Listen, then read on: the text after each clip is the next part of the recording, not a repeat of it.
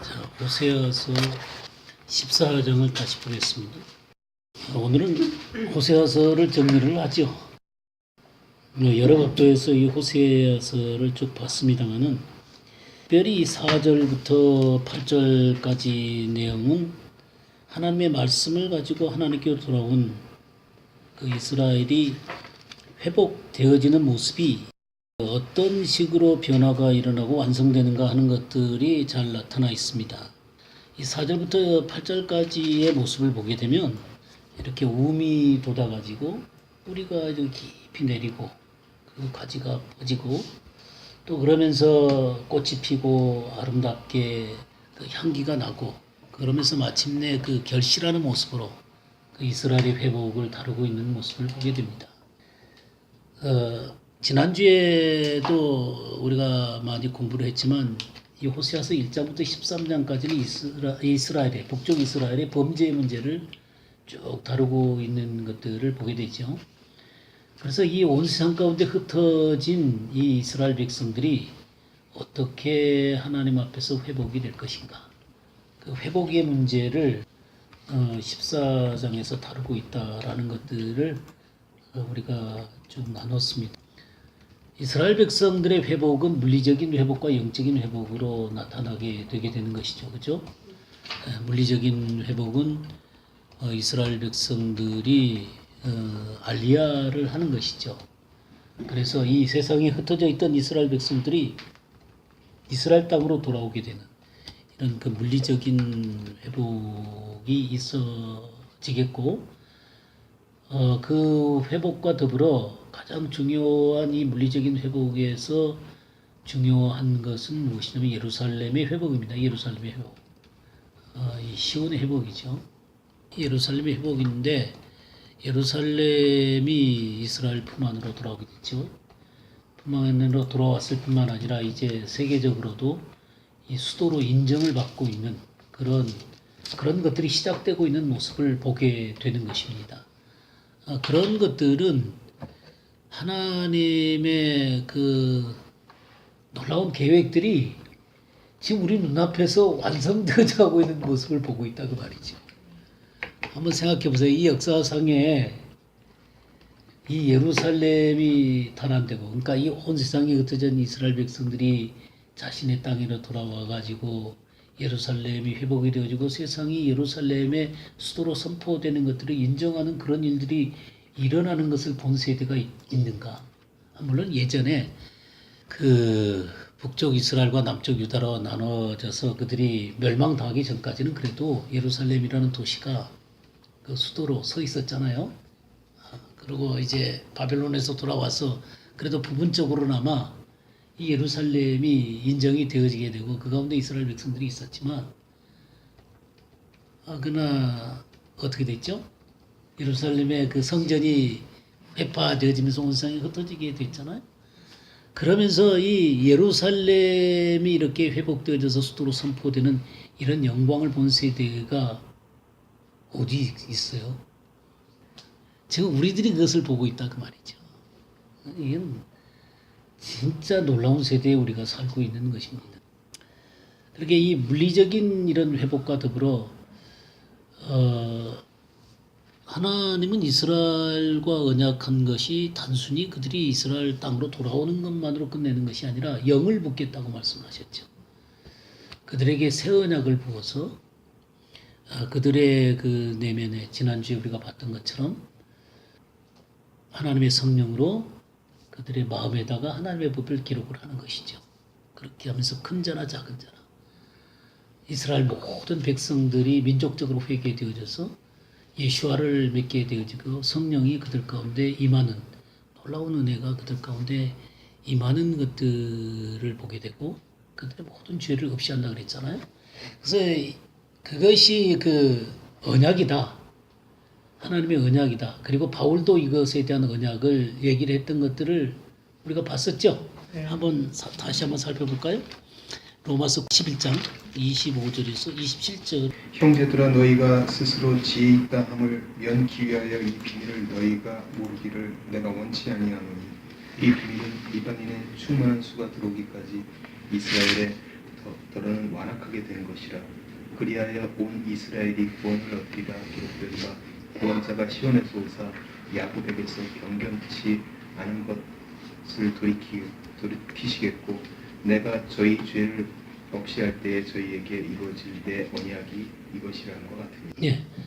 우리가 이 규절은 잘 많이 알죠. 이방인의 그 충만한 수가 들어올까지 이스라엘이 들어는 우둔하게 된 것이다. 그래 온 이스라엘 구원을 받게 될 것이다. 그런 얘기들은 우리가 많이 본 규절입니다. 그러나 그 밑에 그 사건을 어떻게 말씀을 하고 있냐면 구약을 인용을 하고 있죠. 구원자가 시온에서 오사 야곱에게서 경건하지 않은 것을 돌이키시겠고. 지난번에 우리가 이거 봤죠. 이사야 59장에 있던 내용이죠. 내가 그들의 죄를 없이 할 때에 그들에게 이루어질 뭐라 그랬어요? 내 언약이 것이다. 언약이 것이다. 구약에 있는 언약의 말씀이 이스라엘이 온전하게 구원받는 모습으로 드러나게 될 것이다. 라는 사실을 신약도 증거하고 있는 것이죠. 그죠? 근데 이거는 뭐 그냥 단순하게 구약만 갖고 얘기하는 것이 아니라 신약에도 이렇게 놀랍게 바울 사도가 증거하고 있고 예수 그리스도도 또한 그것을 증거하고 있다는 사실을 지난주에 우리가 봤었죠. 이렇게 이스라엘의 이 회복 문제를 말하고 있습니다. 이 호세아 14장이 그러한 모습을 하나하나 얘기하는 가운데 지난주에 우리가 4절 봤죠. 반역을 고치고 기쁘게 그들을 사랑하리니 나의 진노가 그에게서 떠났습니다. 그래서 그들의 반역을 고치고 진노가 떠나고 하나님의 사랑이 그들 가운데 머무는 것에 대해서 우리가 지난주에 살펴봤습니다. 그러면서 그러한 것들이 어떤 모습으로 나타나는가 구체적으로 5절 보게 되면 이스라엘에게 이슬과 같으리니 그 백합화 같이 피겠고 이슬이라고 하는 것은 하나님의 보호와 하나님의 은혜를 나타내는 것이다. 그리고 하나님의 교훈을 나타내고 말씀을 나타내는 것이다. 라는 것들에 대해서 우리가 잠시 살펴봤었죠. 그리고 백합화 같이 피겠고 이 핀다는 것이 파라흐 싹이 나다 그런 얘기죠. 예? 싹이 나는 것입니다. 싹이 나는. 그래서 이 이스라엘 백성들이 하나님 앞에 회복의 싹을 내는 거예요. 그러나 회복의 싹을 냈다라고 해가지고 이제 시작이 되고 점점 완성되어가는 그런 모습을 얘기를 하니까 이렇게 그 뭔가 차츰차츰 변화돼 갖고 그렇게 됐는가 보다 그렇게 생각하지 마세요. 이 호세아에서는 그런 식으로 이 싹이 나고 가지가 퍼지고 뿌리가 박히고 또 뭐 이 꽃이 피고 향기를 내고 열매가 맺기까지 그런 걸 쫙 이렇게 나열해 놨지만 그것은 이스라엘의 회복을 여러 가지 형태로 표현을 한 것이지 그런 식으로 하나하나 발전되어져 가는 것이라고 표현하는 건 아니에요. 그러니까 그런 싹을 낸다, 가지가 퍼진다, 또 향기를 낸다 그러한 것들이 이스라엘 회복된 모습을 여러 각도에서 이렇게 표현하는 것이다 라고 이해를 하시면 좋을 것 같아요. 그래서 지난주에 우리가 이사야 61장을 봤었죠. 이사야 61장 10절 11절을 한번 보겠습니다. 내가 여호와로 말미암아 크게 기뻐하며 내 영혼이 나의 하나님으로 말미암아 즐거워하리니 이는 그가 구원의 옷을 내게 입히시며 공의의 겉옷을 내게 더하시니 신랑이 사모를 쓰며 신부가 자기 보석으로 단장함 같게 하셨습니다. 땅이 싹을 내며 동산이 거기 뿌린 것을 움돋게 함같이 주 여호와께서 공의와 찬송을 모든 나라 앞에 솟아나게 하시리라. 예. 이사야 61장 10절 11절 11절에 보면 땅이 싹을 내며 동산이 거기 뿌린 것을 움돋게 함같이 주 여호와께서 공의와 찬송을 모든 나라에서 솟아나게 하실 것이다. 모든 나라 앞에서 솟아나게 하시리라 하고 얘기를 하면서 10절에 뭐라 그랬어요? 내가 여호와로 말미암아 크게 기뻐하며 내 영혼이 나의 하나님으로 말미암아 즐거워하리니 이는 그가 구원의 옷을 내게 입히시며 이 나라는 이스라엘을 얘기하는 것입니다. 특별히 예루살렘 구원의 옷을 내게 입히시며 공의의 겉옷을 내게 더하심이 신랑이 사모를 쓰며 신부가 자기 보석으로 단장함 받게 하였습니다.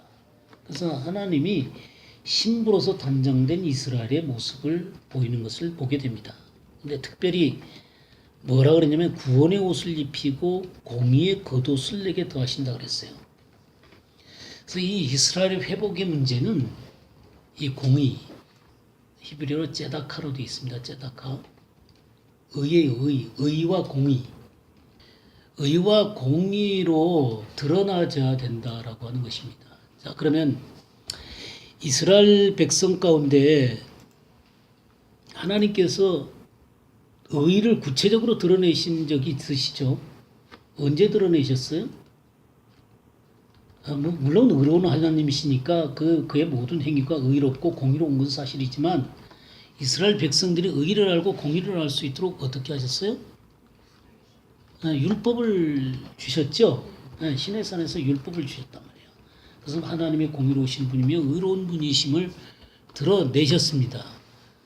근데 이스라엘 백성이 이 의와 공의로 온전하게 서서 하나님과 더불어 동행한 것들이 언제 있었어요? 그러니까 이 의와 공의를 부분적으로 어떤 왕들이나 사사나 또 선지자나 그런 사람들이 일깨울 때 그들이 일시적으로 설 수는 있었어요.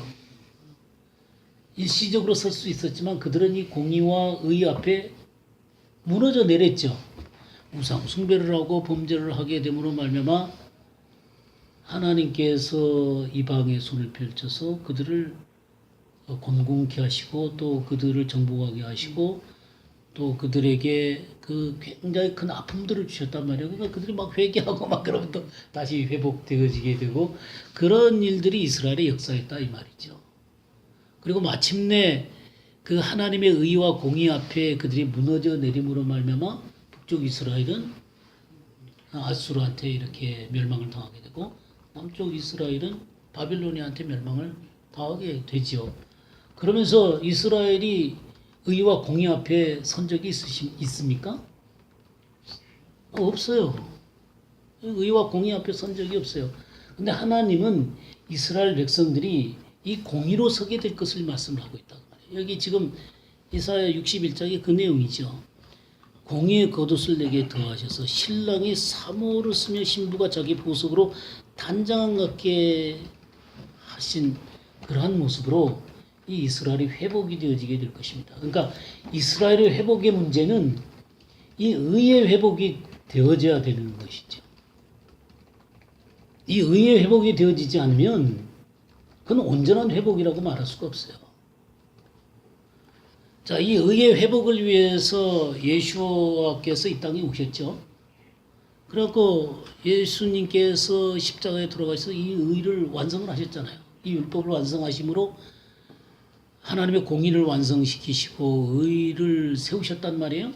그러나 이들이 어떻게 하고 있어요?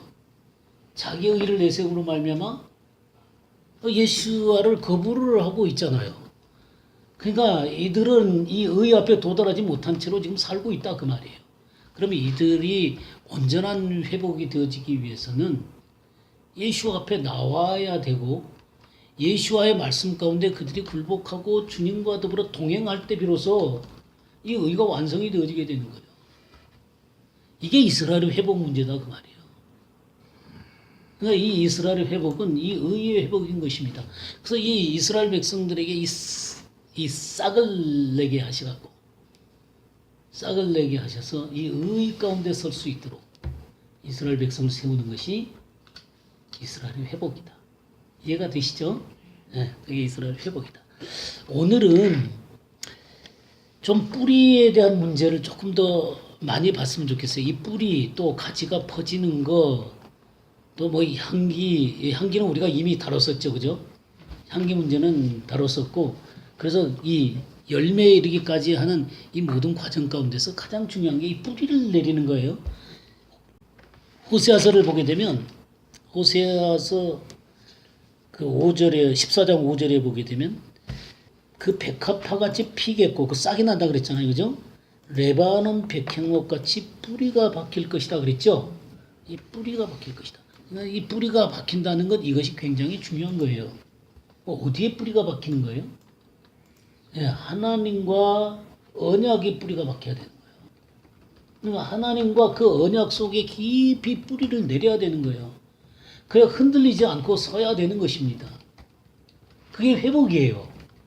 그러니까 언약 가운데 깊이 뿌리를 내려야만 하나님의 경륜이 완성이 되어지게 될 거 아닙니까? 이게 뿌리 자체가 흔들려 버리면 어떻게 되는 거예요? 이거 온전한 회복이 되어질 수가 없겠죠. 그래서 이 깊이 뿌리를 내려야 되는 것입니다. 근데 이 뿌리라는 게 쇼레시죠. 쇼레시. 뿌리가 쇼레시예요. 쇼레시. 사사기 5장 14절 한번 보겠습니다. 에브라임에게서 나온 자들은 아말렉의 뿌리 박힌 자들이요 베냐민은 백성들 중에서 너를 따르는 자들이요 마길에게서는 명령하는 자들이 내려왔고 스불론에게서는 대장군의 지팡이를 잡은 자들이 내려왔도다. 네. 이게 상당히 중요한 내용들이지만 이 내용은 이런 것입니다. 뭐냐면 바락과 드보라의 노래예요. 이 5장은 이 바락과 드보라의 노래예요. 근데 이 바락과 드보라의 이 노래 가운데 이제 하나님의 백성들이 이 바락과 드보라와 함께 일어나서 시스라와 야빈에게 승리하는 그런 장면들을 노래한 게 이 사사기 5장이에요. 5장인데 거기에 특별히 어떤 얘기가 나오냐면 에브라임에게서 나온 자들은 아말렉에서 뿌리 박힌 자들이요 그랬어요. 이게 무슨 말일까요? 에브라임에서 나온 자들이 아말렉에 이렇게 뿌리를 박혀 있었어요. 그건 뭔 얘기예요? 에브라임은 어느 나라 백성이에요? 이스라엘 백성이잖아요. 특별히 또 북쪽 이스라엘의 대표기도 하죠. 근데 이 지파가 아말렉의 뿌리를 받고 있었다 그 말이에요. 그 얘기는 무슨 얘기예요?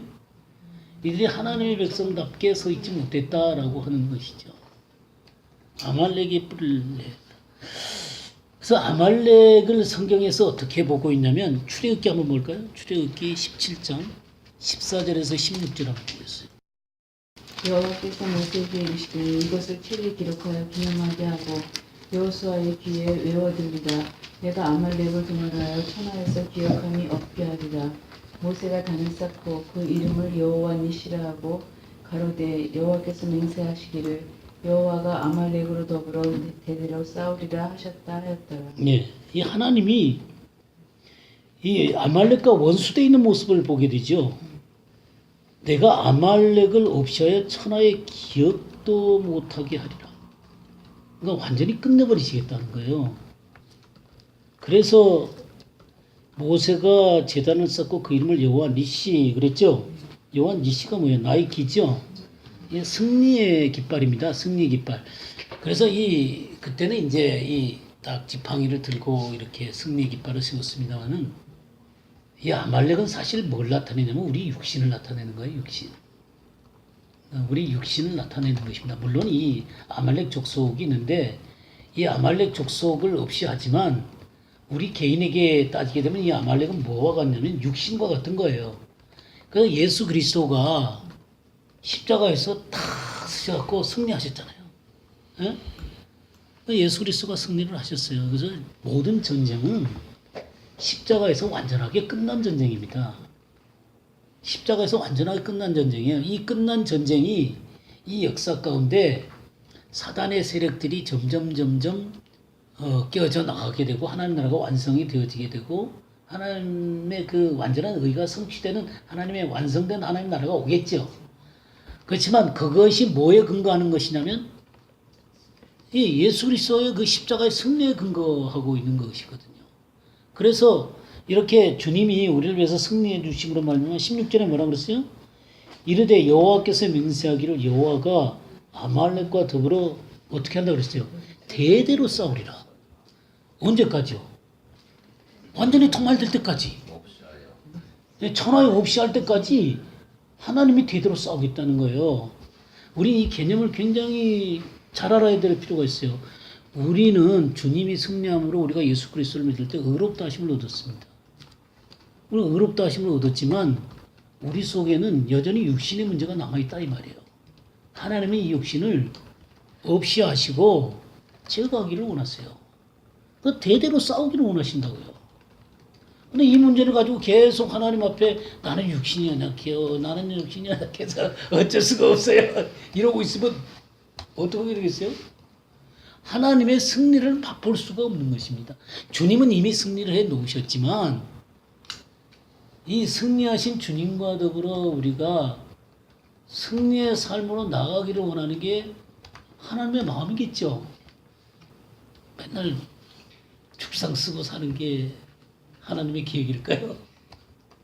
아니겠죠? 그러니까 이 주님이 승리해 놓으신 것을 우리의 삶 가운데 적용하면서 우리 육신을 제거해 가고 하나님의 이 승리가 우리의 삶 가운데 하나님의 영으로 말씀으로 드러나기를 하나님께서 바라시는 것이죠. 우리 한 군데 더 보죠. 신명기 25장 19절을 한번 보겠어요. 그러므로 내 하나님 여호와께서 내게 기업으로 주어 차지하게 하시는 땅에서 내 하나님 여호와께서 사방에 있는 모든 적군으로부터 내게 안식을 주실 때에 너는 천하에서 아말렉에 대한 기억을 지워버리라. 너는 잊지 말지니라. 예, 여기 안식에 대한 문제를 얘기해요. 모든 적국으로부터 내게 안식을 주실 때에 그러니까 이 가나안 땅을 점령하고 들어가는 것이죠. 가나안 땅에 점령하고 들어갔을 때 너는 천하에서 아말렉에 대한 기억을 지워버리라. 너는 잊지 말지니라. 그러니까 참된 안식의 땅에서 안식을 누리려면 이 아말렉을 지워버려야 되는 거예요. 우리가 예수 그리스도의 안식, 이게 이제 히브리서 4장에 안식의 문제가 나오잖아요. 그죠? 이 안식의 문제가 나오는데 이 믿는 자들은 저 안식에 들어간다 이렇게 표현이 되어 있는데 우리가 주님 안에 있는 안식을 누리려면요 이 아말렉에 대한 문제가 해결이 돼야 됩니다. 이 아말렉이 해결이 안 되는 이상 어떨 것 같아요? 그 삶이 어떻게 될 것 같아요? 예, 매여 있죠. 그리고 그냥 불안하죠. 갈등의 연속이에요. 쫓아가기도 하고 안 쫓아가기도 하고 쫓아가자니 힘들고 안 쫓아가자니 참 주님 앞에 얻어맞을까 봐 두렵고 전전긍긍. 주님은 우리가 그런 모습으로 살아가기를 원하는 게 아니에요. 자유함 가운데 또 이기는 자로서 이 삶을 살기를 원하시는 것이죠. 안식을 누리기를 원하시는 거예요. 안식은 저 천국에 들어가야만 안식을 얻는 게 아니라 우리에게 날마다 이김을 주시는 주님이시잖아요. 범사에 이김을 주시는 하나님께 감사한다 그랬잖아요. 예수 그리스도로 말하면 우리에게 이김을 주시는 하나님께 감사한다. 이 이김의 문제는 우리가 저 땅에 가서 이기는 게 아니라 이 땅에서 이기면서 주님과 더불어 동행하면서 안식을 누리는 게 하나님의 계획이죠. 아닙니까? 그래서 이 안식과 이 아말렉과의 문제는 아주 중요한 문제예요. 이 아말렉을 처단해야 되는 것입니다. 자, 우리 로마서 8장을 한번 볼까요? 7절을 보겠습니다. 육신의 생각은 하나님과 원수가 되나니 이는 하나님의 법에 굴복하지 아니할 뿐 아니라 할 수도 없습니다. 예, 여기 뭐가 하나님과 원수가 된다 그랬어요? 육신의 생각. 예, 육신의 생각. 이 육신은 하나님과 원수가 되는 거예요. 이는 하나님의 법에 굴복하지 아니할 뿐 아니라 할 수도 없어요. 그러니까 이 육신의 문제를 갖고 살아가는 사람들은 하나님의 법에 굴복이 안 됩니다. 근데 주님의 계획은 뭐예요? 그러므로 이제 그리스도 예수 안에 있는 자에게 결코 정죄함이 없나니 이는 그리스도 예수 안에 있는 생명의 성령의 법이 죄와 사망의 법에서 너를 해방하였습니다. 그래서 이 죄와 사망의 법 가운데서 해방되어서 성령 안에서 자유와 또 승리를 맛보면서 살기를 원하는 게 하나님의 계획이란 말이에요. 여러분들이 8장 1절이 지금 우리나라 성경은 이렇게 돼 있지만 킹제임스 성경은 다르다는 거 알죠? 킹제임스 성경은 어떻게 돼 있냐면 이제 그리스도 예수 안에 있는 자, 즉 육신을 쫓지 않고 영을 쫓아 행하는 자들에게 정죄함이 없나니 그렇게 돼 있어요. 킹제임스 성경에는 뭐라고 돼 있냐면 그러므로 이제 그리스도 예수 안에 있는 자, 그 사람이 어떤 사람이냐면 육신을 쫓지 않고 영을 쫓아 행하는 그 사람들에게 정죄함이 없다 이렇게 나와 있다 이 말이에요. 네. 그렇게 돼 있어요. 시리아 역본에서는 그렇게 돼 있어요. 이게 이제 알렉산드리아 역본에서 번역이 돼서 그런 건데 어쨌든 간에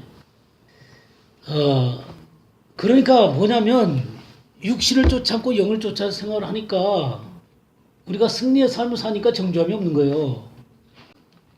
그냥 무조건 죄를 범하면서도 내가 그리스도 예수 안에 있으니까 정죄함이 없다. 물론 우리는 예수님의 보혈을 의지했기 때문에 그 정죄에서부터 우리가 해방되어질 수 있습니다. 그렇지만 죄 짓고 그리스도의 보혈을 의지하고 또 용서받고 또 죄 짓고 그리스도의 보혈을 의지하고 죄 용서받고 그러니까 맨날 생활하는 게 죄 짓고 예수 그리스도의 보혈을 힘입고 또 용서받고 이렇게 살아야 되겠냐고요. 그러면 물론 우리 심판을 당하지는 않겠지만 그 속에 정죄함이 없어요? 정죄함이 안 생겨요? 우리 예수 그리스도의 보혈을 의지함으로 말미암아 하나님 앞에 나가긴 하지만 내 속에서 계속해서 불안하고 계속해서 정죄함이 있고 양심의 자유가 없죠. 근데 육신을 쫓지 않고 영을 쫓아 살면서 하나님 말씀 가운데 쫙 써갖고 나아가면 어때요? 그 정죄함이 있겠어요? 자유함이 있죠, 당연히. 지금 그 말을 얘기하고 있는 거예요. 근데 이 육신은 하나님과 원수가 돼가지고 하나님 앞에 굴복하지 아니할 뿐 아니라 얘는 할 수도 없어요. 그러니까 부정과 불능이 다 있는 거예요. 부정할 뿐만 아니라 할 수도 없어요. 불능이에요, 불능. 우리 육신에 끌려다니게 되면 절대로 하나님을 기쁘시게 할 수 없습니다. 할 능력도 없고요.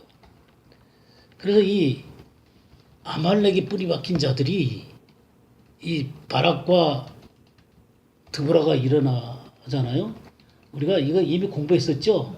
드보라 하는 말씀과 이 바락 번개라 그랬잖아요, 그죠? 그러니까 이 저기 하늘 번개처럼 그냥 내려쳐버리는 이 하나님의 말씀. 그래가지고 이 육신을 번개처럼 쳐버리는 거예요. 그러니까 이 아말렉에 뿌리 박힌 자들이 일어나는 거예요.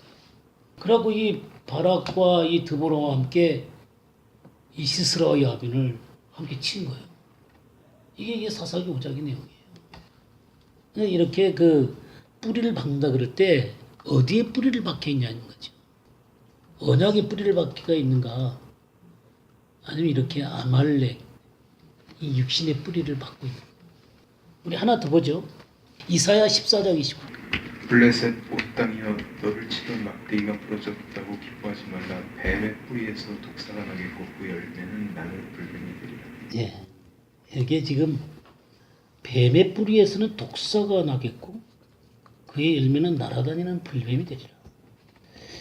이 블레셋 사람들, 근데 이 블레셋을 일시적으로 이렇게 그 쳤다고 해가지고 그거 기뻐하지 말라는 거예요.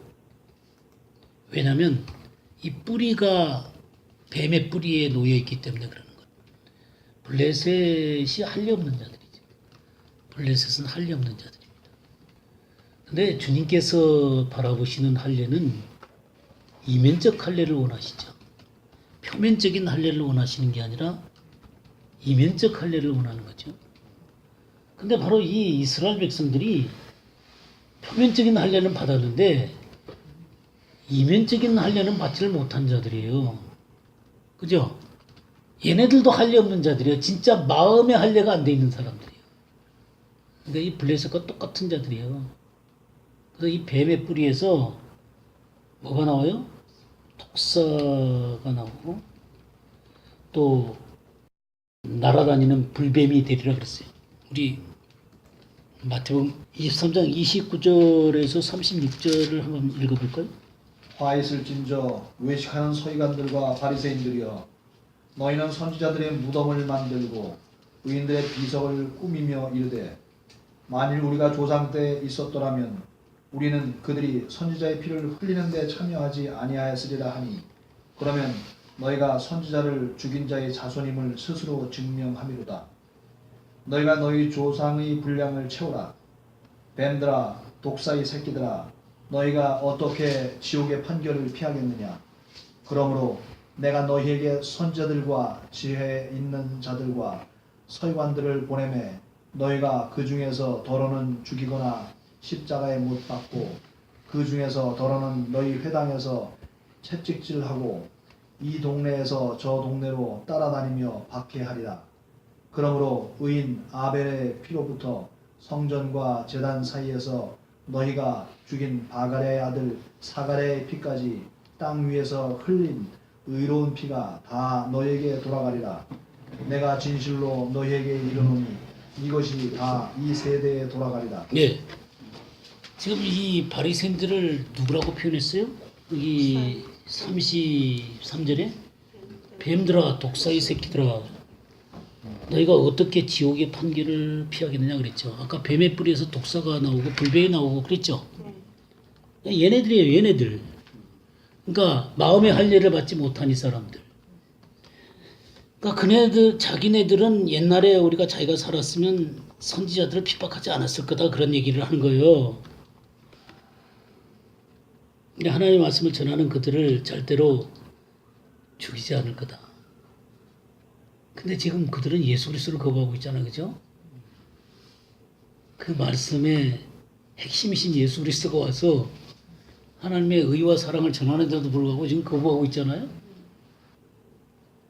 그래서 이 뱀들아 독사의 새끼들아 그런 거예요. 그러므로 내가 너희에게 선지자들과 지혜 있는 자들과 서기관들을 보내매 너희가 그 중에서 더러는 죽이거나 십자가에 못 박고 그 중에 더러는 회당에서 채찍질하고 이 동네에서 저 동네로 따라다니며 박해하리라.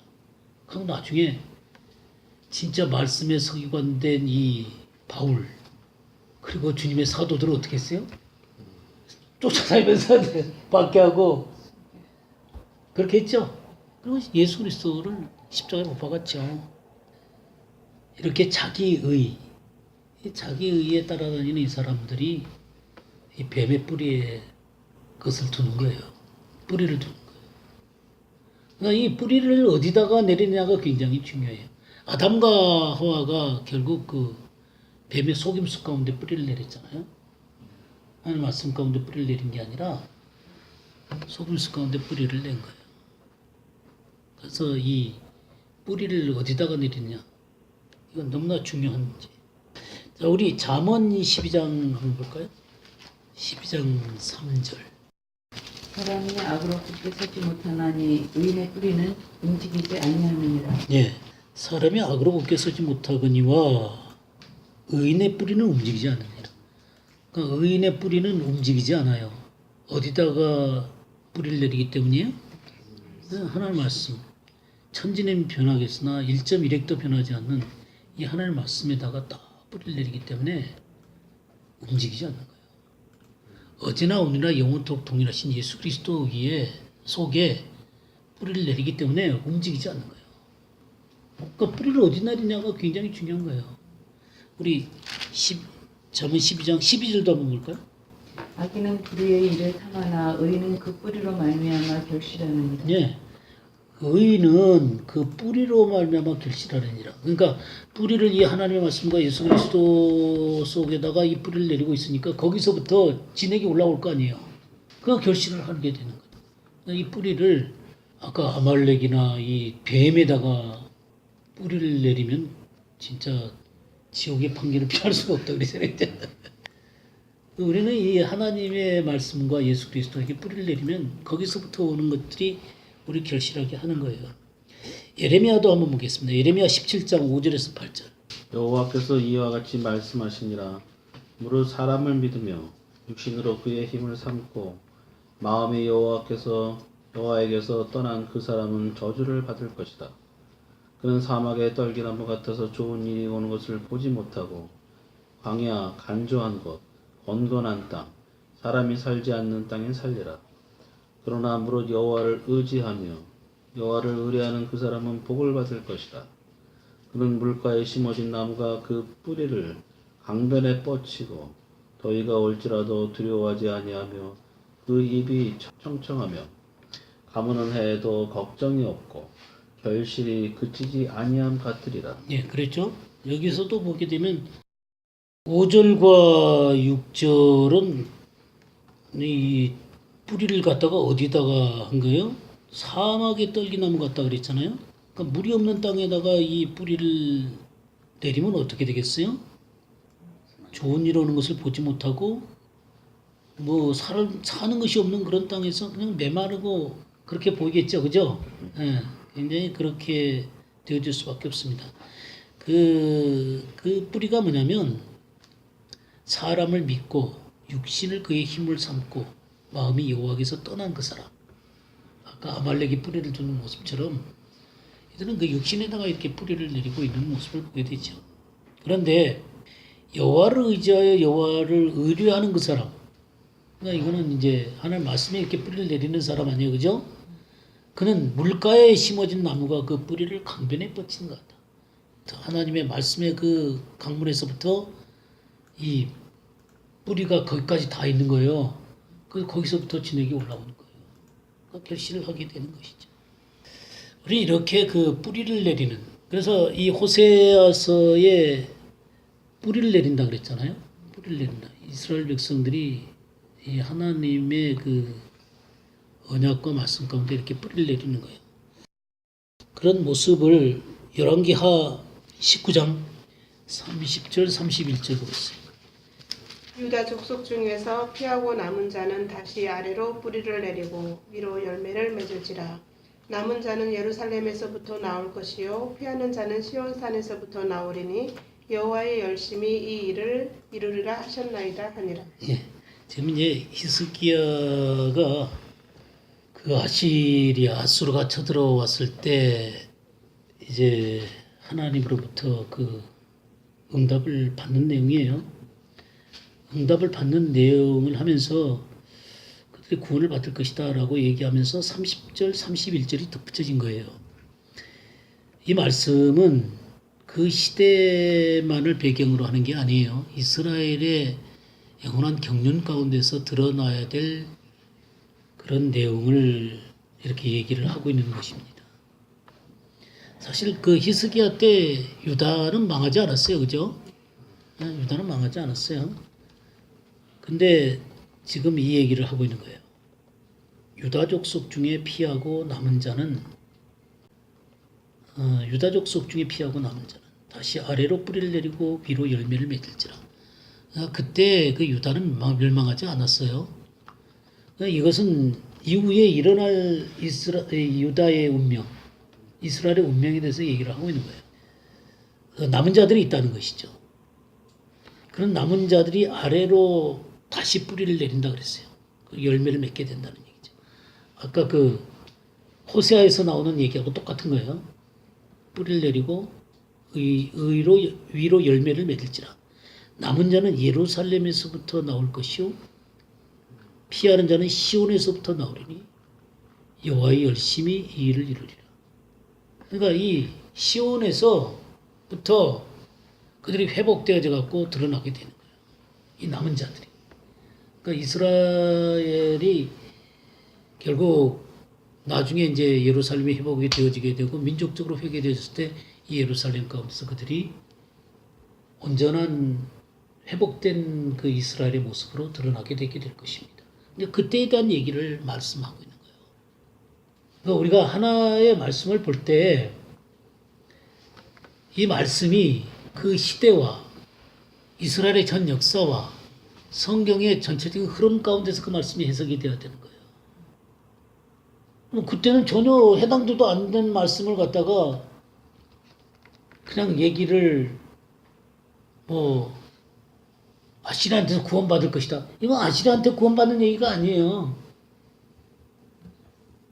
이건 아시리한테 멸망당하지도 않았는데 이걸 아시리아한테 구원받는 것으로 적용을 시켜놓으면 이거 이 하나님의 말씀 속에 하나님께서 두신 놀라운 경륜들이 온전하게 표현되지를 못하는 거예요. 여기 감추어둔 뜻이 분명히 있잖아요. 그죠? 유다 족속 중에서 피하고 남은 자는 다시 아래로 뿌리를 내리고 위로 열매를 맺을지라. 남은 자는 예루살렘에서부터 나올 것이요 피하는 자는 시온 산에서부터 나오리니 여호와여 열심히 이 일을 이루리라. 그래서 마지막 때까지 하나님의 경륜이 이루어지는 그 내용에 대한 말씀이다 그 말이에요. 근데 참 성경에 놀라운 게 우리 시편 87편을 한번 보겠어요. 그의 터전이 성산에 있으며 여호와께서 야곱의 모든 거처보다 시온의 문들을 사랑하시는도다. 하나님의 성이여 너를 가리켜 영광스럽다 말하는도다. 셀라. 나는 라합과 바벨론이 나를 아는 자 중에 있다 말하리라.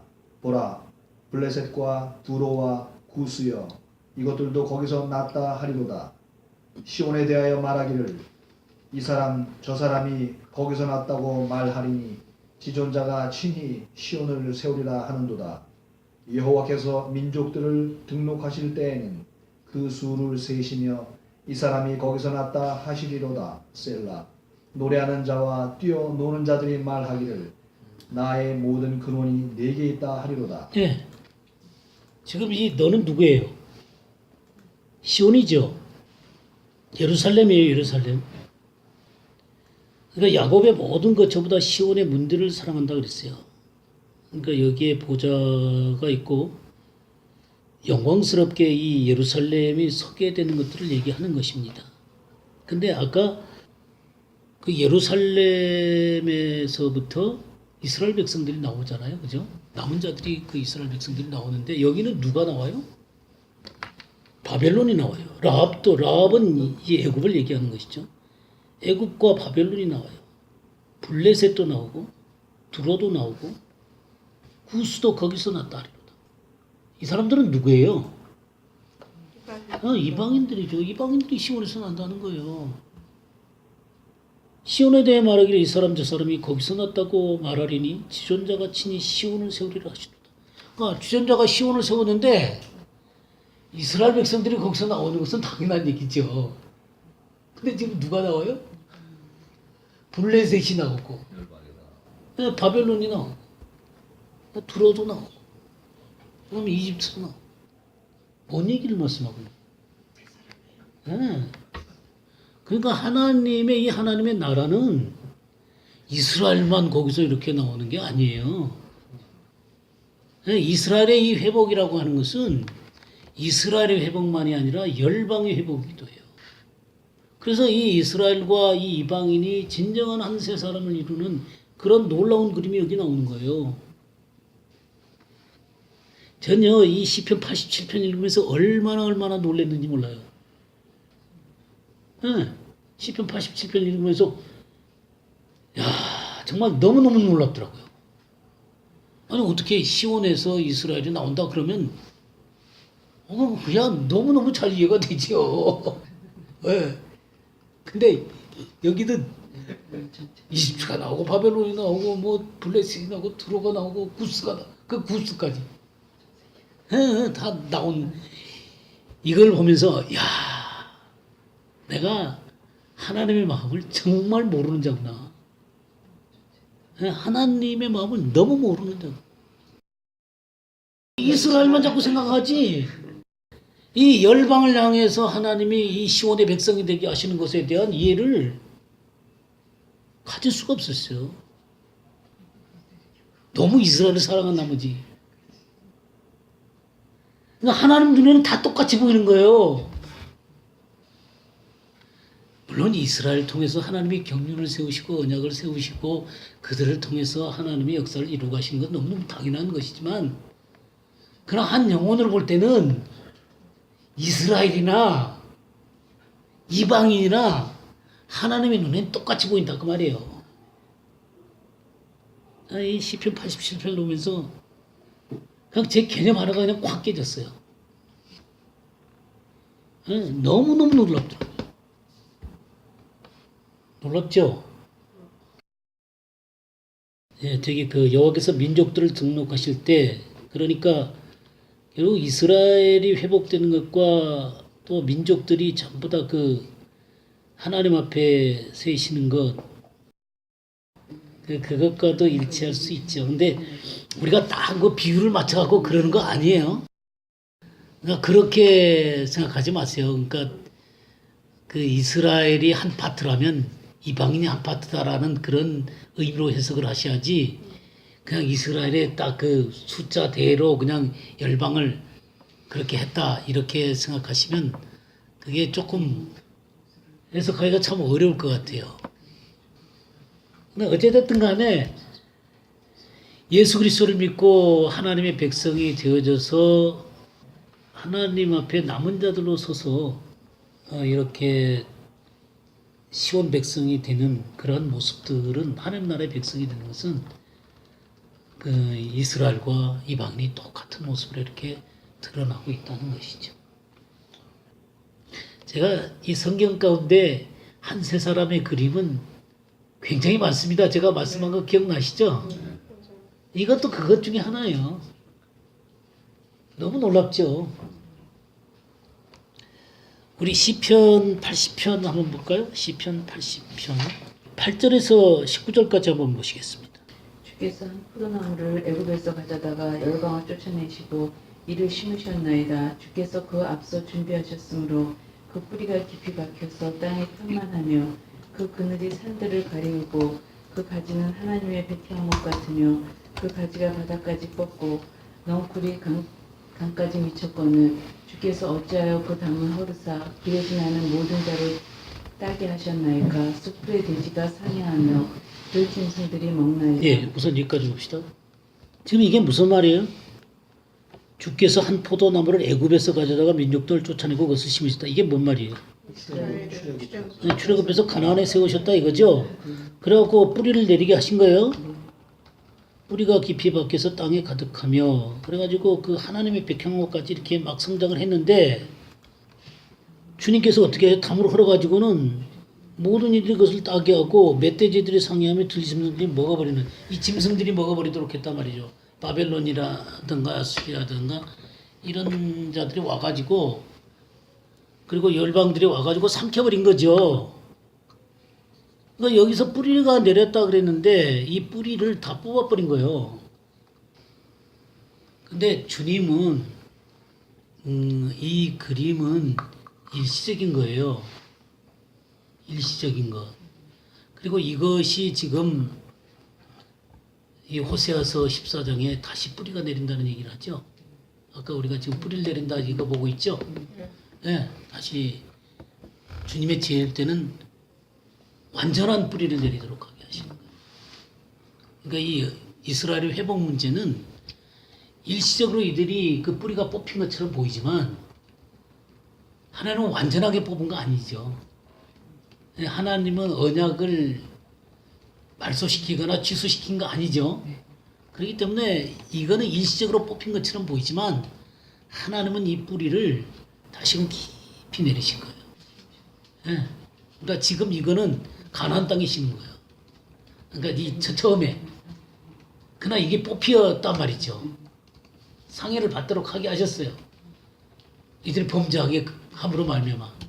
그러나 이들이 민족적으로 회개하고 의로 돌아서게 될 때 예수 그리스도 앞으로 돌아오게 될 때 이들이 다시금 뿌리를 내리는 거죠. 그들의 반역을 고치고 기쁘게 사랑하며 그 진노가 그에서 떠나게 될 때 그들은 이 뿌리를 하나님 안에 언약 안에 뿌리를 깊이 내리고 이 가나안 땅에서 다시 회복이 되어지게 될 것이다 그 말이죠. 하나님의 이 언약이라고 하는 것은 완전하게 피해진 적이 없어요.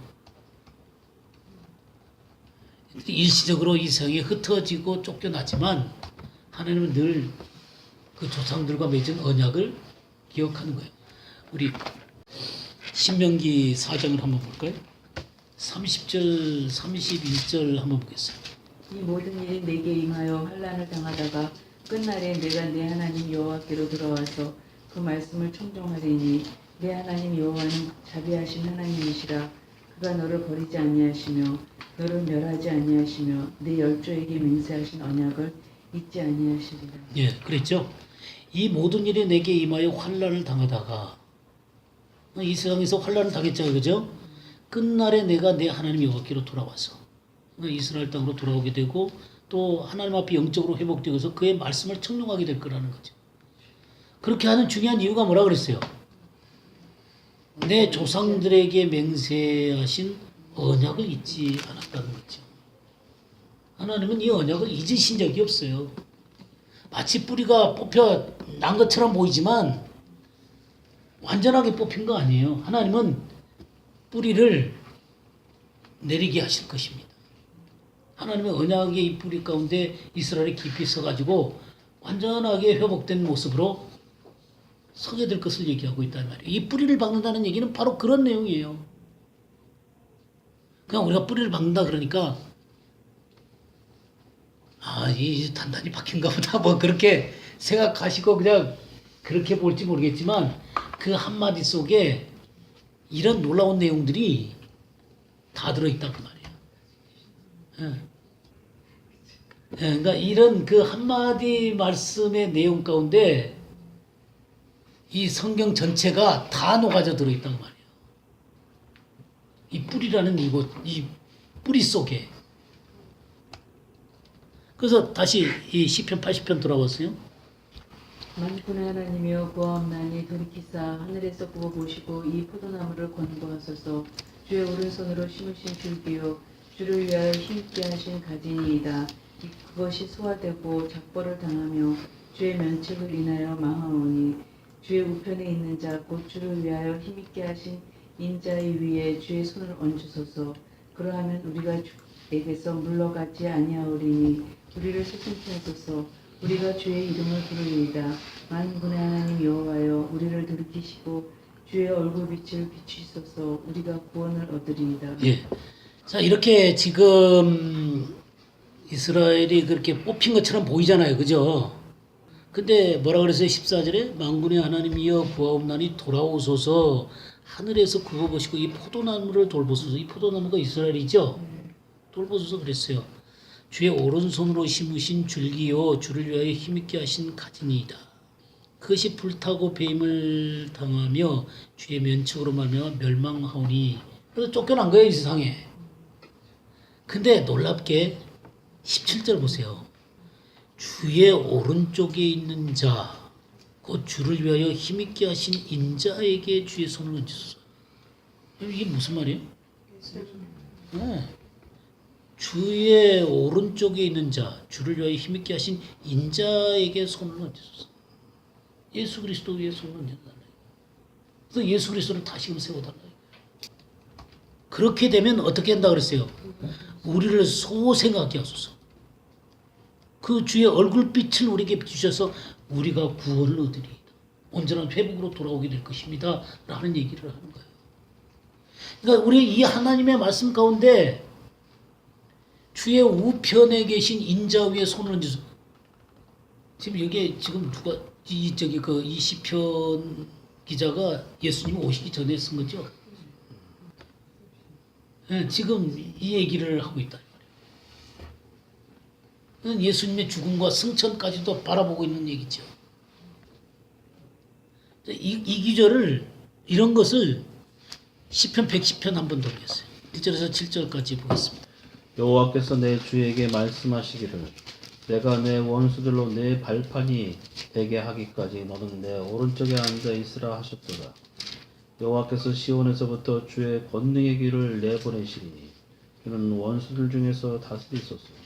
주의 권능의 날에 주의 백성이 거룩한 옷을 입고 즐거이 헌신하니 새벽 이슬 같은 주의 청년들이 주께 나오는도다. 여호와는 맹세하고 변하지 아니하시리라. 이르시기를 너는 멜기스덱의 서열을 따라 영원한 제사장이라 하셨도다. 주의 오른쪽에 계신 주께서 그의 노하시는 날에 왕들을 쳐서 깨뜨리실 것이라. 문나라를 심판하여 시체로 가득하게 하시고 여러 나라의 머리를 쳐서 깨뜨리시며 길가의 시냇물을 마심으로 그의 머리를 드시리로다. 예. 그러니까 아까 마치 그 뿌리를 뽑아내시는 것처럼 보이지만 주님께서 다시 오시는 그때 이스라엘 백성들이 온전하게 회복이 되어서 흔들리지 않는 뿌리를 내리게 될 것입니다. 그런 모습 가운데 주의 우편에 있는 인자 위에 손을 얹어달라 그랬잖아요. 그죠? 여기 보세요. 그 거기요 1절 보세요. 여호와께서 내 주에게 말씀하시기를. 지금 이건 다윗이 쓴 거예요. 여호와께서 내 주에게 말씀하시기를. 내 주가 누구예요? 예수 그리스도죠. 내가 내 원수들로 내 발판이 되게 하시기까지 너는 내 오른쪽에 앉아 있으라. 마지막 심판의 때까지 내 오른편에 앉아 있으라. 지금 이 말을 한 거예요. 예수 그리스도를 내 우편에 앉혀라. 그러니까 예수님이 십자가에서 구속을 완성하시고 부활하시고 승천하셔서 하나님 우편에 올라가시죠. 지금 그 얘기를 하는 거예요. 그러니까 구약에서도 이미 그걸 봤네요. 다윗도 보고 아삽도 봤어요. 그러니까 우리가 참 이런 성경들을 보면 야, 이게 참 우리가 놓친 게 너무 많다는 거죠. 그러니까 다윗이 제가 이 설명하면서 그 얘기 했었어요. 다윗이 왜 언약궤를 갖다가 분명히 그 기본 산당에 번제단 이거 성막도가 있는데 언약궤는 본래 지성소 안에 있어야 되잖아요. 근데 다윗은 이 언약궤를 가지고 갖고 모셔갖고는 어디다 놨어요? 근데 다윗의 장막 가운데 넣는다. 이거는 법도에 안 맞는 거예요. 언약궤가 기본 산당 거기로 가야죠. 지성소 안에. 왜 다윗은 이 언약궤를 갖다가 이 다윗의 장막 가운데 놨어요? 왜 그랬어요? 그러니까 이 다윗은요, 여기 나중에 이제 멜기세덱 얘기도 나오거든요. 4절에. 너는 멜기세덱의 서열을 따라 영원한 제사장이다.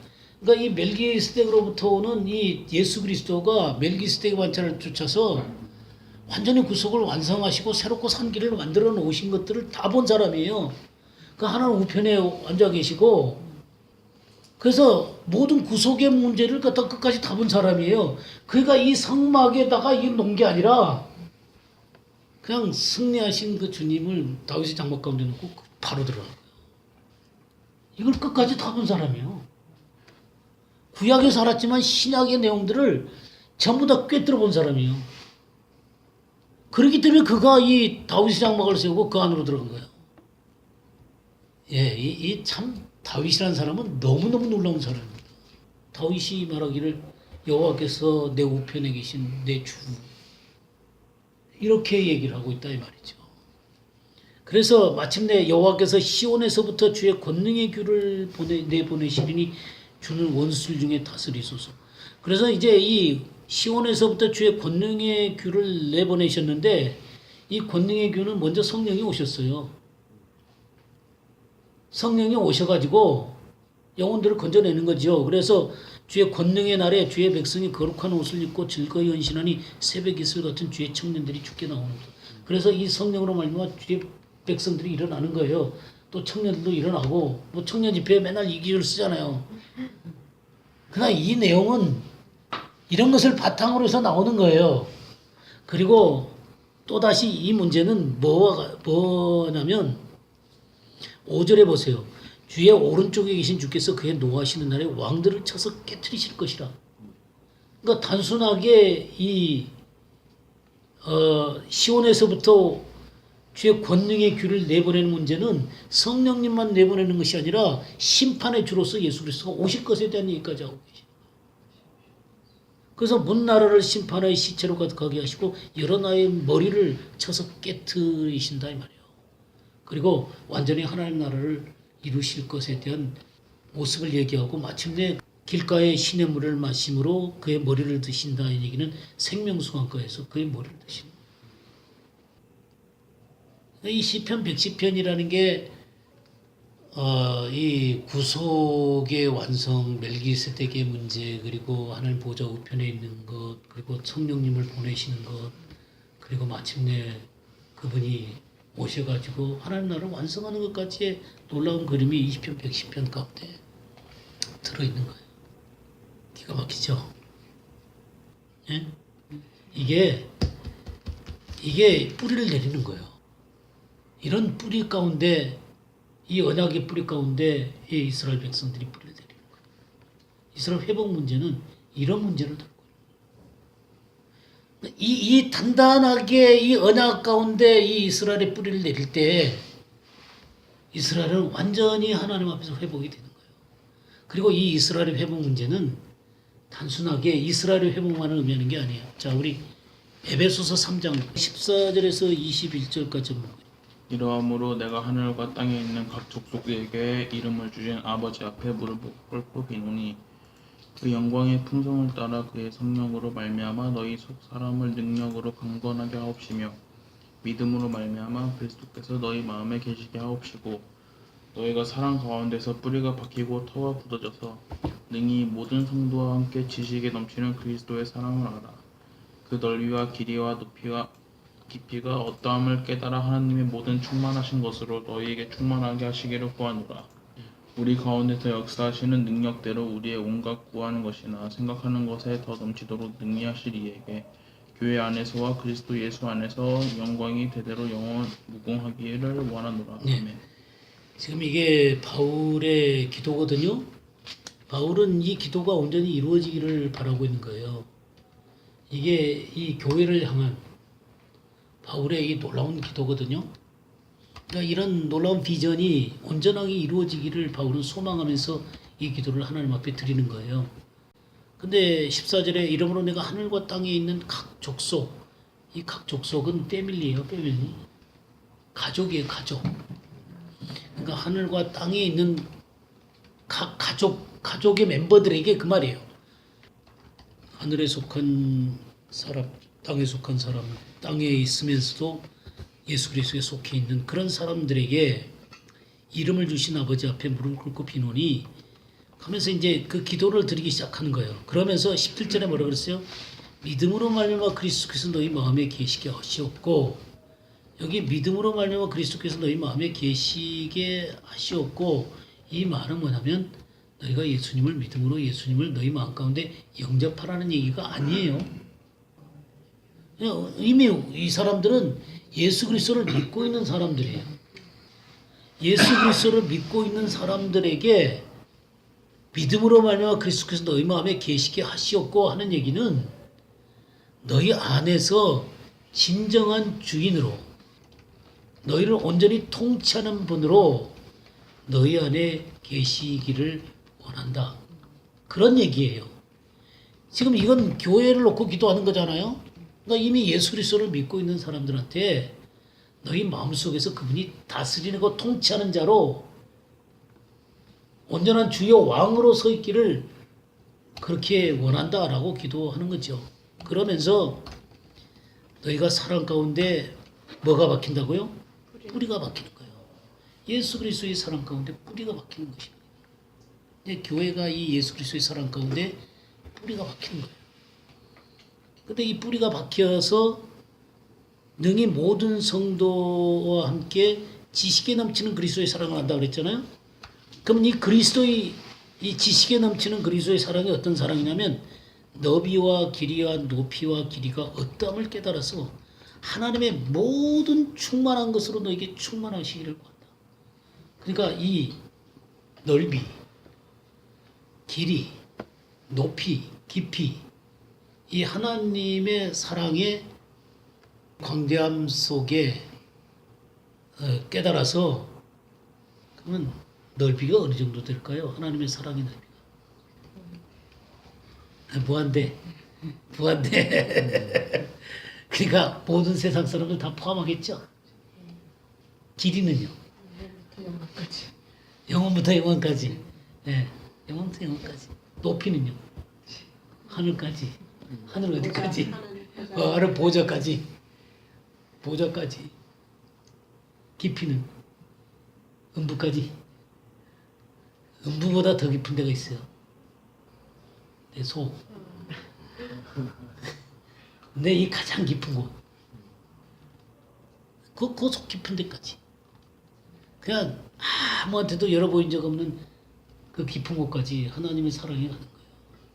사람들은 다 한 자락 깔고 감춰놓고 자기를 드러내는 거예요. 그죠? 근데 하나님의 사랑은 절대로 보여주고 싶지 않아. 절대로 보여주고 싶지 않아. 그것까지 오는 거예요. 그러니까 삭개오야 내려오라 그럴 때 그 사랑이 그 깊은 곳까지 간 거예요. 이제 아무도 모르는.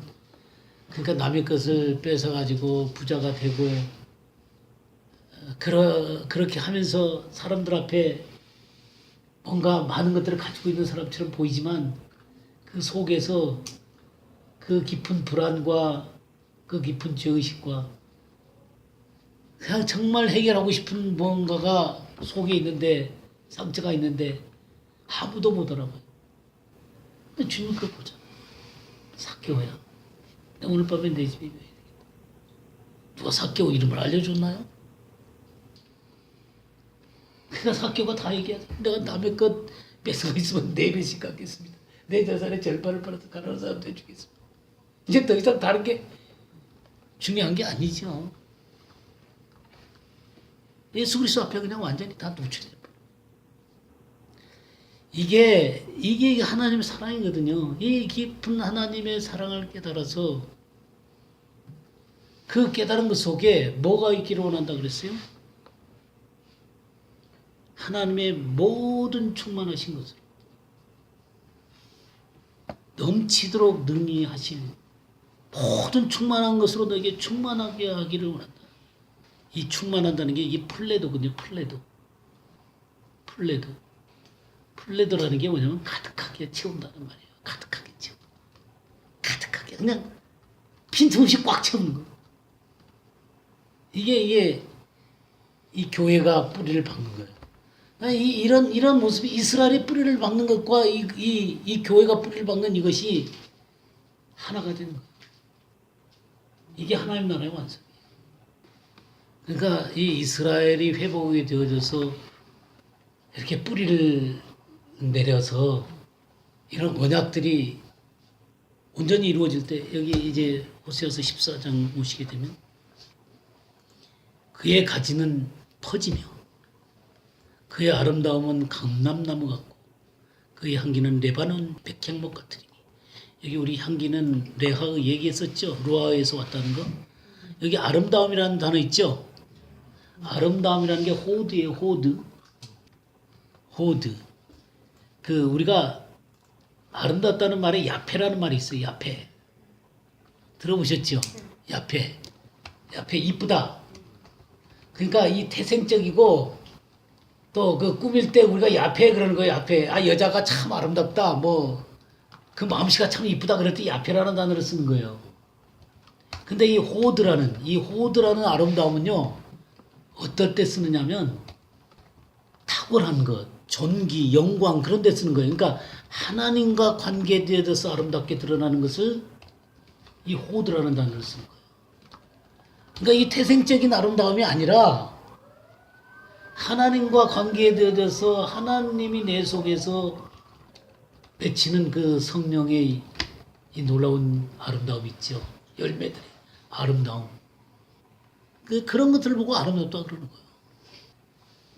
그리고 여기 또 6절에 그의 가지가 퍼지며 그랬죠.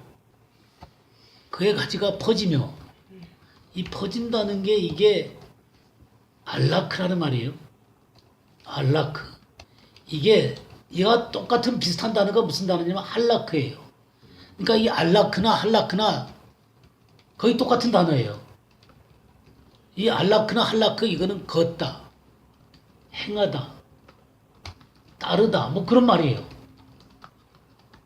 그러니까 이 가지가 퍼진다는 것을 알라크를 써가지고 걷고 행하고 따른다 그런 의미들을 쓰고 있어요.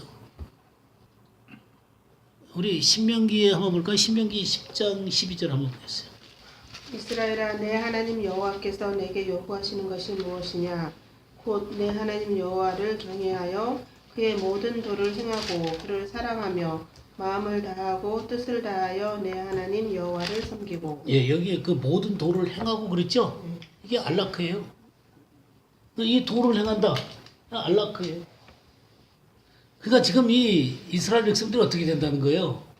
그 하나님과 관계에서 아름다움을 드러낼 뿐만 아니라 하나님의 이 말씀 가운데 이게 걸어가는 거예요. 하나님 말씀 가운데 걸어가는 거예요. 그래서 7절에 뭐라 그랬어요? 그 그늘 아래에 거주하는 자가 돌아올지라. 하고 그 그늘이 생기는 거예요. 그늘이. 다른 사람을 이렇게 그 쉬게 할 수 있는, 거주하게 할 수 있는 그늘이 생기는 거예요. 우리가 시편 91편 1절 있죠. 지존자의 은밀한 곳에 거하는 자는 전능한 자의 그늘 아래 거하리라. 이 세 번역은, 이 개혁개정은 참 번역이 좀 재미가 없어. 정말 좀 문제가 많아, 이 개혁개정. 여기 지존자의 은밀한 곳에 거주하는 자의 전능하신 자의 그늘 아래 사는 자의 뭐 그랬는데, 그늘 아래 거하리라. 이 그늘 아래 거하는 거예요. 전능하신 자의 그늘 아래 거하는, 이 그늘이 바로 이 그늘이에요. 그러니까 이 사람들의 이런 그늘이 생겨나는 거예요. 사람들이 와서 쉴 수 있는 그늘이 생겨나는 거예요. 그리고 곡식같이 풍성할 것이며 포도나무같이 꽃이 필 것이며 그 향기는 레바논의 포도주같이 되리라. 다 얘기하기는 좀 어렵고, 여기 두 번째 나오는 향기 있죠? 그 향기는 레바논의 포도주같이 되리라. 이 앞에 나오는 향기하고 단어가 다른 단어입니다. 여기 6절의 향기가 레하으라 그랬죠? 그 루하으에서 나오는 거죠. 성령에서 나오는 단어예요. 그런 향기인데, 여기 향기는 제케르예요. 제케르. 이 제케르라는 이 단어는 어떤 단어냐면, 기념된다. 또 기억한다. 그런 단어예요. 우리나라가 이 향기, 어쩌다가 이 향기로도 번역이 되는데, 이 향기라는 말보다는 기념된다. 또 기억한다. 그런 단어예요. 에스더서 9장 28절 한번 볼까요? 에스더서 9장 28절. 각 지방 각 집에서 대대로 이 두 날을 기념하여 지키되 이 불임이를 유다인 중에서 피하지 않게 하고 그들의 후손들이 계속해서 기념하게 하였더라. 예, 그 기념이란 말이 두 번 나오죠. 예? 이 두 날을 기념한다. 이 불임절을 기념한다 그 말이죠. 그래서 이 날들에 일어난 것들을 기념하라 할 때 이 기념이 바로 제켈이에요. 제켈. 그러니까 이스라엘 백성들을 하나님이 기념하는 존재로 생각합니다. 우리 이사야 55장 11절에서 13절 한번 보겠어요. 내 입에서 나가는 말도 헛되이 내게로 돌아오지 아니하고 나의 뜻을 이루며 나의 명하여 보낸 일에 형통하리라. 너희는 기쁨으로 나아가면 평안히 인도함을 받을 것이요 산들과 작은 산들이 너희 앞에서 도리를 바라고 들의 모든 나무가 손바닥을 칠 것이며 잣나무는 가시나무 대신하여 나며 화석류는 진려를 대신하여 날 것이라. 이것이 여호와의 명예가 되며 영영한 표징이 되어 끊어지지 아니하리라 하시니라. 예, 이것이 여호와의 기념이 되며 영영한 표징이 되어 끊어지지 아니하리라. 그러니까 내 앞에서 나가는 말이 어떻다 그랬어요? 헛되이 돌아오지 않는다 그랬죠? 하나님의 기뻐하는 뜻을 이루고 내가 보낸 일에 형통한다 그랬어요. 그래서 완전히 하나님의 뜻이 완전하게 쓰는 거예요. 그래서 그 모든 것이 이럴 때 기쁨과 평안과 뭐 또 노래와 손뼉을 막 친다 그랬잖아요. 그러면서 잣나무는 가시나무를 대신하며 화석류는 찔레를 대신하여 날 것이라. 그러면서 그 완전하게 변화되는 모습을 얘기하고 있는 것입니다. 그런 이스라엘이 여호와의 기념이 되고 영영한 표징이 되어 끊어지지 않을 것이다. 이 놀라운 기념이 된다는 거예요. 이 이스라엘 회복 문제는 이 구약 성경 가운데 그냥 대주제예요. 대주제. 이것에 대한 이해가 바르게 돼 있어야 돼요. 그럴 때 이 호세아서에 다시 돌아와서 에브라임의 말이 내가 다시 우상과 무슨 상관이 있으려? 우상과 아무 상관이 없다는 거죠. 이제 하나님만 쳐다보는 거죠. 예? 하나님만 쳐다보는 거예요. 그러면서 하나님 앞에만 온전히 쓰는 것입니다. 내가 그를 돌아보아 대답하기를 나는 푸른 잣나무 같으니 내가 나로 말미암아 열매를 얻으리라. 이게 푸른 잣나무 같다. 이 푸른이라는 말이 라난이라는 말이에요. 라난. 이 푸른이라는 말이 라난이에요. 새로운, 번성하는 그런 말이에요. 이 라난이라는 말이 새로운, 번성하는. 우리가 그 시편 92편 10절에 보면 신선한 기름을 부으셨다 그랬죠. 신선한 기름을 부으셨나이다. 이 신선한이 바로 이 라한이에요. 라한. 또 시편 92편 14절 같은 때 보게 되면 잎이 청청하며 그런 말이 있죠. 청청하다는 게 이 라한이에요. 라한. 또 시편 37편 35절 같은 경우는 무성한. 그러니까 이런 의미들을 갖고 있어요. 새롭고 또 이 청청하고 또 무성하게 번성하는 생명력, 또 새로운 생명력, 그런 것들을 의미하는 거예요. 그러니까 푸른 잣나무라는 것은 생명나무를 얘기하는 거예요. 생명나무 같이 드러나는 거예요. 그래서 사실은 왜 이 생명나무라고 제가 말씀을 드리냐면 이스라엘의 회복은요 부활과 관련이 있어요. 이스라엘 회복은 부활과 관련이 있어요. 로마서 11장 볼까요? 로마서 11장 12절. 그들이 넘어짐이 세상의 풍성함이 되며 그들의 실패가 이방인의 풍성함이 되든 하물며 그들의 충만함이리요. 예, 넘어짐이 세상의 풍성함이 되는데 그들의 실패가 이방인의 풍성함이 되잖아요. 그러니까 이방인에게는 복음이 전가되잖아요. 근데 그들이 충만하게 되면 어떤 일이 벌어지겠냐 그 말이에요. 그죠? 15절도 읽어주세요. 그들을 버리는 것이 세상의 화목이 되거든 그 받아들이는 것이 죽은 자 가운데서 살아나는 것이 아니면 무엇이리요. 예, 버리는 것이 세상의 화목이 돼갖고 이 이방인이 하나님 앞에 돌아오는 일이 되거든 그들의 받아들여지는 것은 죽은 자 가운데서 부활하는 것이 아니고 무엇이겠냐 그랬어요. 그러니까 이 세상에 완전한 부활이 오는 거예요. 그러니까 예수 그리스도가 부활을 하셨고 이 부활의 생명이 완전하게 이 세상을 다스리게 될 것입니다. 그러니까 이 푸른 잣나무 같다라는 얘기는 이 부활의 생명으로 일어난 생명나무 같은 거예요. 그래서 나로 말미암아 결실한다 그랬죠. 나로 말미암아 결실한다. 나는 누구예요? 하나님으로 말미암아 결실하게 돼요. 예, 하고 싶은 말은 굉장히 많은데 나로 말미암아 결실하게. 예, 참 호세아서는 이쯤에서 끝내죠. 호세아서 우리가 오래 했어요. 호세아서 오래 했고 또 하고 싶은 얘기도 많지만 호세아서는 일단 이렇게 하고 나중에 또 기회가 되는 대로 또 더 얘기. 자, 우리 잠시 나누는 시간 갖도록 하겠습니다.